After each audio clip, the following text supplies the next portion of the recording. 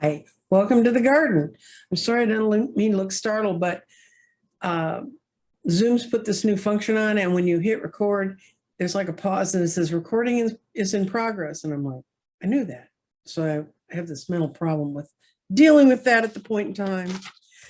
Today, we're going to talk about some fun stuff. It's going to marry kind of the worlds I like to live in. It's called Getting Ready for the Solar Eclipse. Now, the solar eclipse is June 10th. It's not that far away.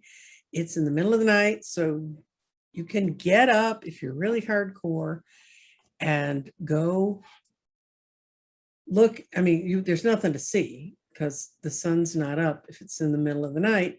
But if you really are wanting to do at the time, because in Central Daylight Time, which is where I live, so that's what I always record things in, it's at like 3:12 in the morning it starts. It runs for a bit over an hour. And everybody's like, what's the big deal about this particular eclipse? Well, if you can go online and see where they could see it and see what it looks like, it's what they call an annular eclipse. An annular doesn't mean like once a year in this case. Annular means that it has a ring of fire around it. The miracle of our planet is that our sun and our moon are just a certain sizes so they can kind of blank each other out. And the earth in between for the lunar eclipse your shadow can completely shadow out the whole moon. And it's a whole science thing. When I was a little kid, I went to the Hayden Planetarium in Chicago once a month for the whole 2-year cycle of their programs because I wanted to be an astronomer and my father supported that. And he used to go in Chicago. He used to take me out of school, drop me at the planetarium, leave me there for the afternoon to see the show and run around the planetarium. And then he'd pick me up. This was in the 50s and 60s. But it was great fun. And I totally enjoyed it. And I saw the things about how the size of all these things makes a big difference. And so it's exactly, we're totally balanced out. So it works that way. That's kind of the mechanics of the eclipse. What happens is when there's a solar eclipse, the sun's up there in the sky, the moon comes across, the moon gets between where you are on the earth and the sun, and it blocks it out. If it's an annular eclipse, it means that the moon's a little closer to earth, and so it doesn't black the sun out completely, so it leaves what they call a ring of fire.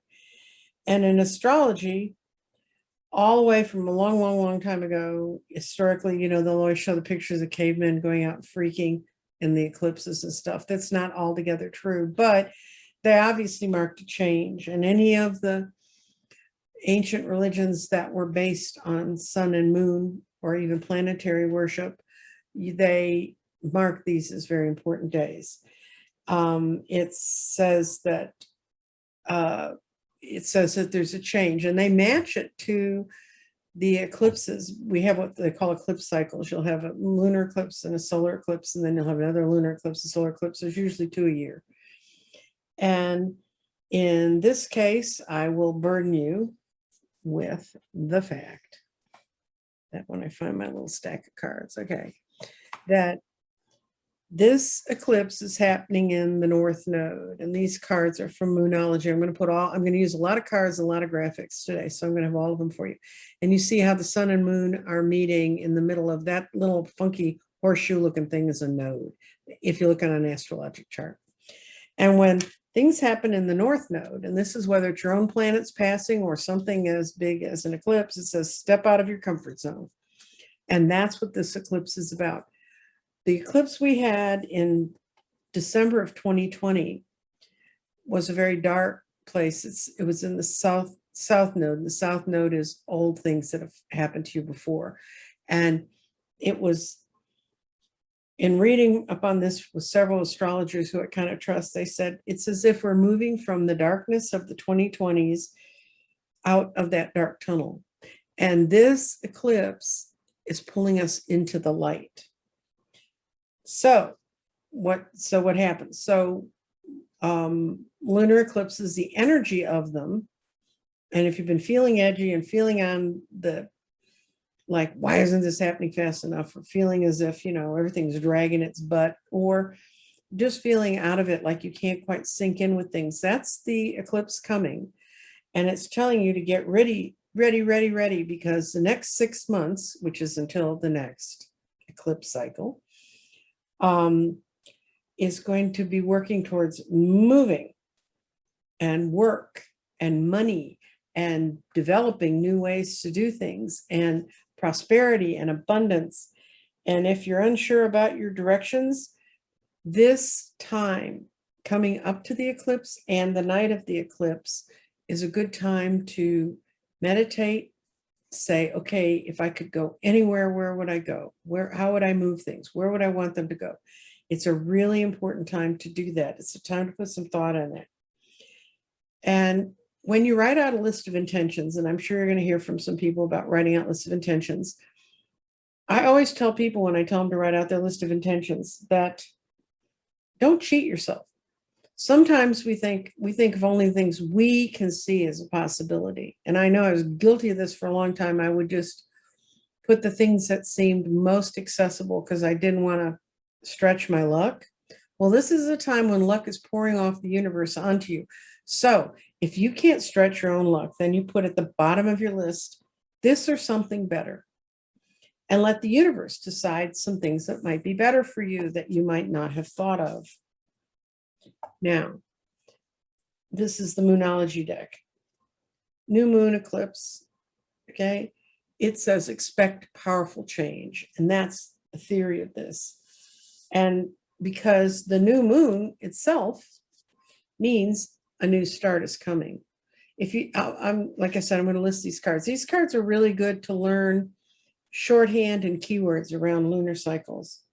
And now all this is happening in Gemini, okay? And Gemini, in the sign, it means communication is the key, and a new moon in Gemini means communication is the key. So it's communicating, it's looking for a new start, it's expect powerful change, and most importantly, since it's hitting right in the North Node, step out of your comfort zone, try something new. So that's about the energetic power of what's going on in the eclipse on the 10th, the one we can't see because it's in the middle of the night. What I'm going to talk about, though, is what can you do to prepare? And I went looking to see if any of the literature I have, and I have tons of stones, as you can tell from looking behind me, and I pulled out a few. And the one that universally I found in, and I'm going to list all these books. I have three different references here that I personally own that I could look in. It wasn't just something off Google.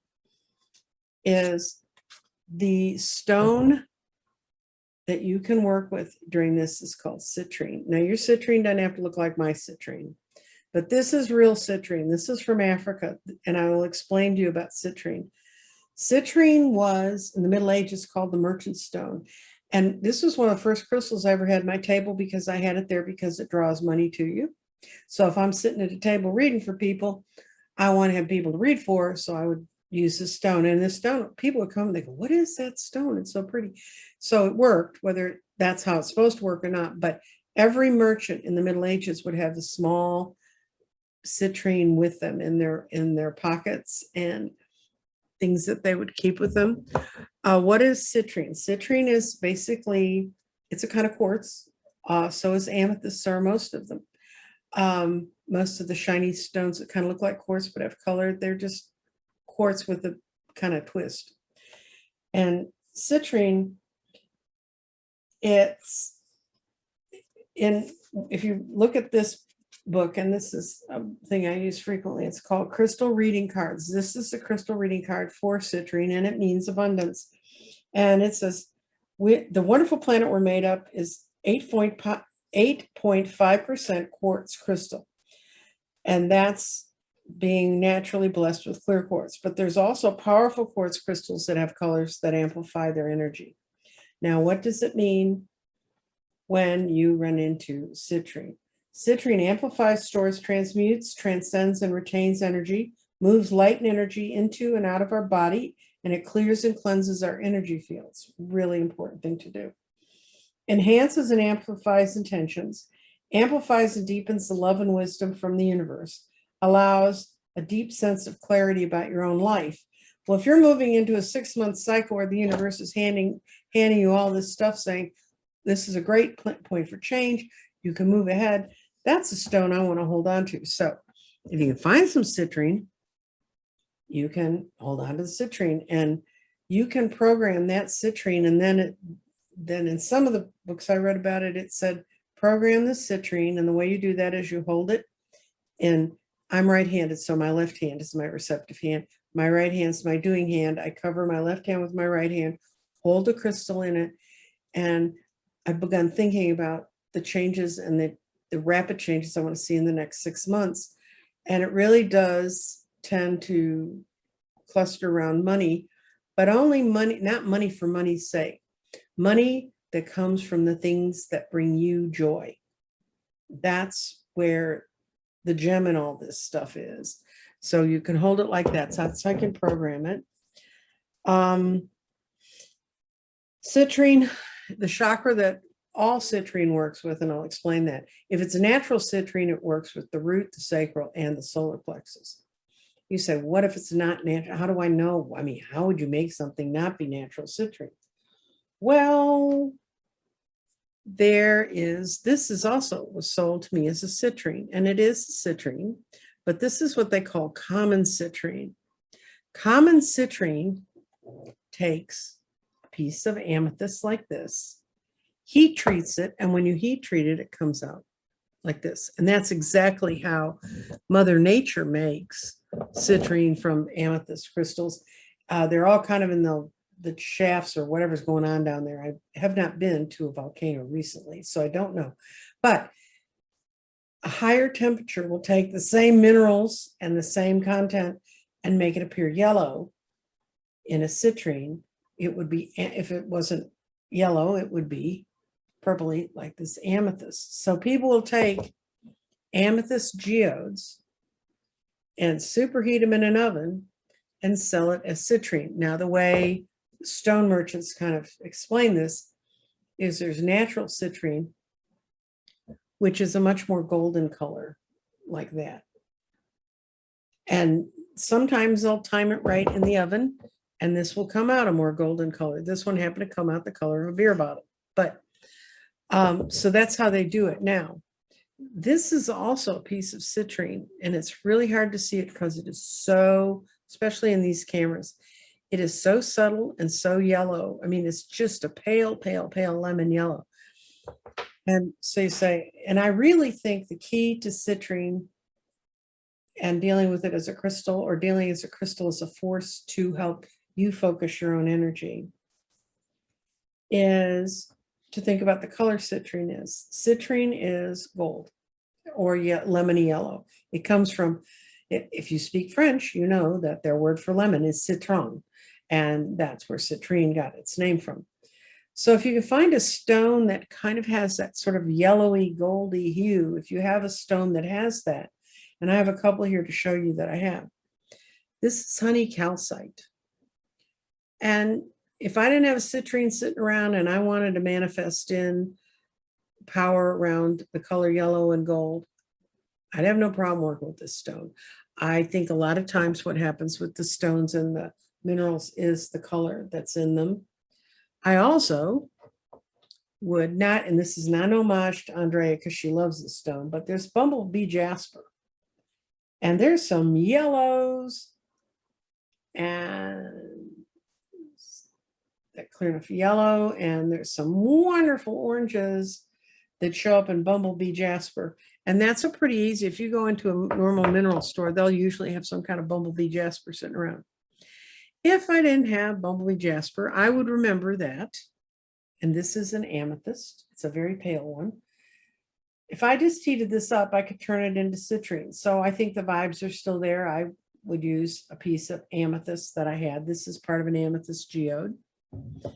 If I didn't have an amethyst geode, and I didn't have a citrine, and I didn't have a Bumblebee Jasper, I would go find a quartz cluster that had a lot of iron embedded in it because it's kind of yellowy and goldy and stuff. And this is it's a very, very beautiful, it's hard to see on a camera, but it has most incredible inclusions and ways to look at quartz. That's why I have it.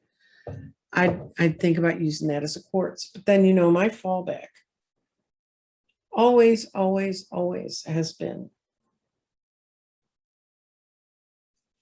Quartz, quartz. They don't have to be this, they don't have to be this big or this big. Any small piece of quartz you have, you can program to make it do what you want to do. You can turn it into the sunshine vitamin citrine if you want, and manifest your wildest dreams and your wildest schemes. Go for it. It's prosperity in a joyous and happy manner. Open yourself up to receive blessings right now. Right now. The key words around this eclipse are manifestation, personal will, mental clarity, and creativity. And those happen to perfectly match the keywords for citrine. That's why this is citrine's thing. Citrine, if you're one of those people who wants to know about the element it's tied to the element of fire. And its natural chakras, if it is the natural crystal, it will work with both root, sacral, and solar plexus. If you just, and actually for the power and the beginnings of this movement forward, you could use common citrine or whatever stone you care to have sit in for the citrine to fire up your solar plexus. And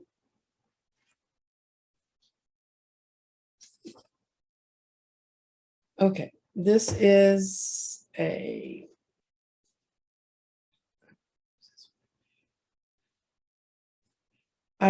I really kind of feel like all the books I read, they kept repeating the same thing over and over and over again. But what they basically got back to was that citrine is there like the sun is there. It's like golden and nurturing and sunlight, happiness and pleasure and simple things, finding joy, and then manifesting out of that joy. And so a friend of mine gave me these cards recently because of my garden, which I'm not going to talk about much today, but my garden, the divination tool. And this is a deck of cards where every card in the deck is a flower. And it's called the Botanical Deck, I do believe, yes. And this is the one that's the sun. And it said the sun represents optimism and life itself. Goals may be fulfilled, strength may be bestowed, an extremely visual representation of the sun itself. The way the sunflower's head follows the sun's movement around the sky is indicative of a plant whose very nature is inextricably laced with its namesake. And so this eclipse is about the sun. It's about opening up. It's about lighting up your system, lighting up your body. It's called the Botanica Deck. I'll show you another. Everything in this is a flower. I'm not sure I could ever read this deck, but I love having it.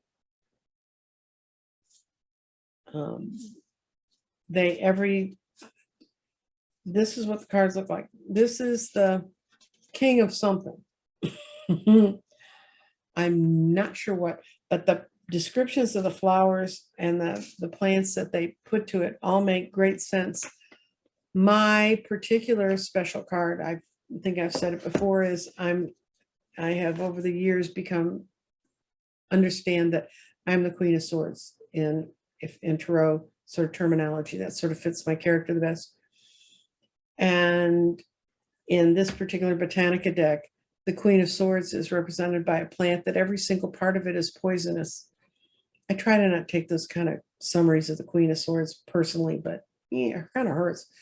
I mean, my favorite description of the Queen of Swords is she goes around and takes her swords and sticks it in everybody's bag of bullshit. But, you know, and that's kind of what I sort of thought my job was for a long time. So anyway, whether you can find this citrine or, and I lost them. Oh, here it is. It's right in front of me. The common citrine. This is natural citrine. This is common citrine. Whether you can find a very, very pale, beautiful example that's old. And what happened to this piece, I think it was brighter in the beginning. It got left in the sun. That'll teach you about leaving crystals in the sun. Anything that's don't leave any amethyst in the sun. It will pale. It will bleach it out. This is honey calcite. You can find that, find Bumblebee Jasper. If you can't find something yellow, grab onto something that is meaningful to you. If you have a particular crystal that you feel is close to your heart, go for it. And if all else fails, go find a subtle piece of quartz and use that. But program it, because this is really an incredibly powerful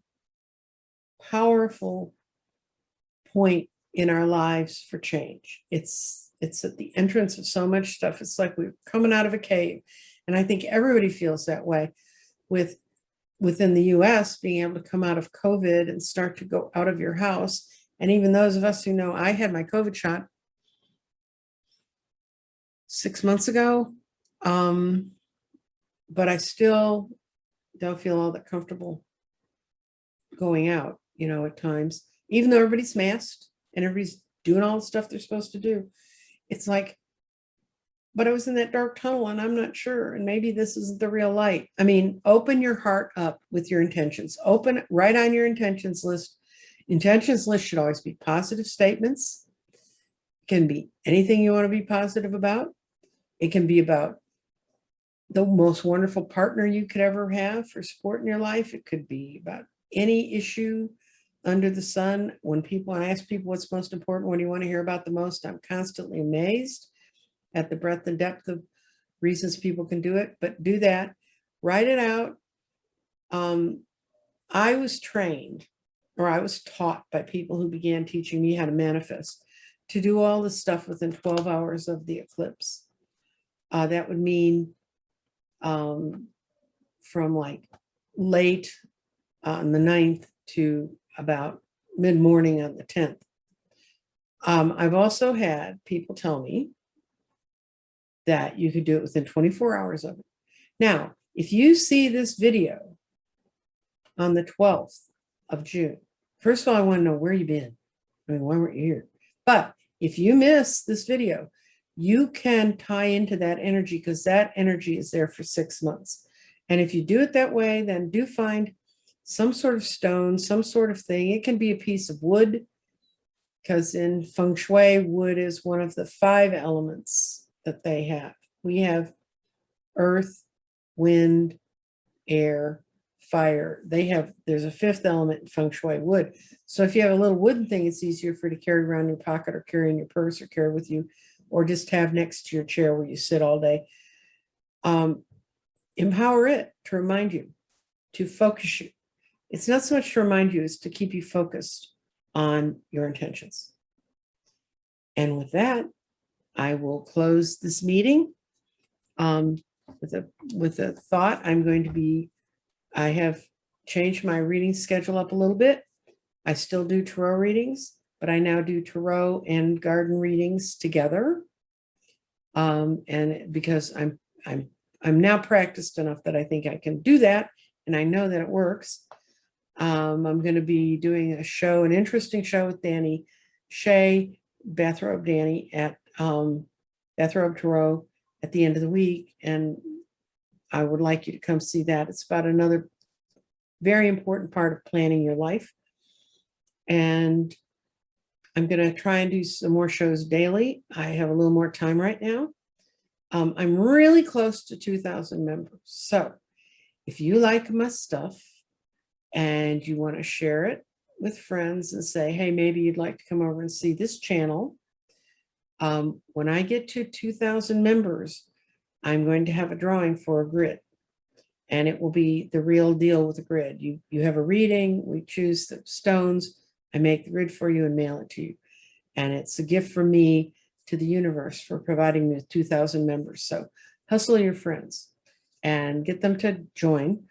Over 1,900, so I'm not that far. And this is going to be an interesting season. I'm going to start doing a series of shows on the garden, how to work with the garden and what to do with the garden. And if you haven't seen the garden, you just have to come back and see it, because it's a little complicated to go into right now. Anyway, thank you all for being here. Even if you don't write up a list, find a stone, do anything else, just acknowledge that this eclipse is happening and that we are getting pushed out of the tunnel we've been hidden into and out into the light. And it's time for us to show our own light, our own joy, our own happiness in that time. Thank you so much for being here today.